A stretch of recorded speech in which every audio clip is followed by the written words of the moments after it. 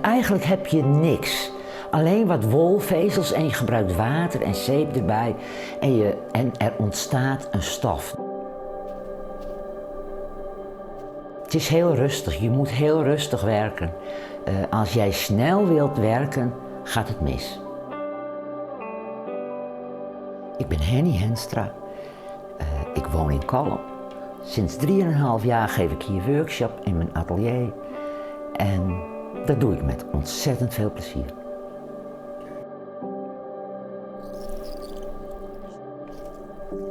Wij hebben thuis schapen. Ik ben grootgebracht met wol.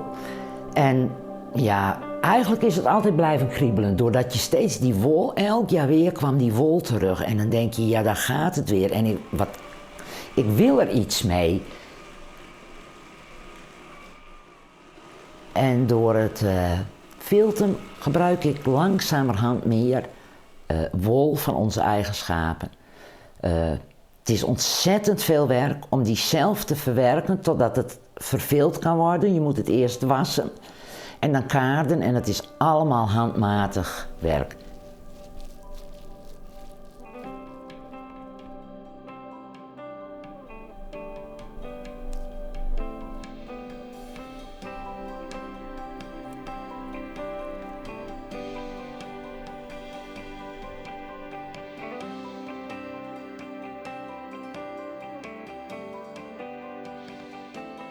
Wat we zo net hebben gezien is even een basistechniek van het filten.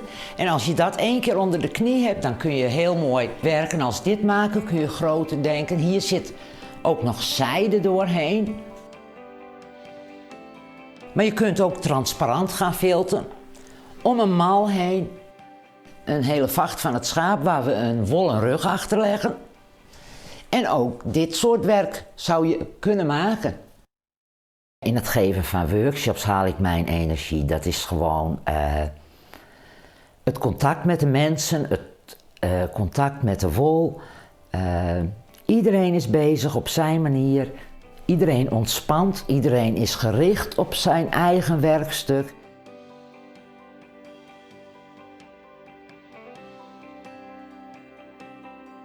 Inmiddels filt ik al wel een jaar of 15. En ik ben ooit begonnen met het prikfilten, dat is weer een andere filttechniek. En op een gegeven moment kwam ik het natfilten, kwam ik mee in aanraking. Dat was mijn passie. Toen heb ik een opleiding gevolgd. En toen denk ik van, ja, ik ga het proberen en we gaan zien waar het schip strandt. En daar zijn we. Ja.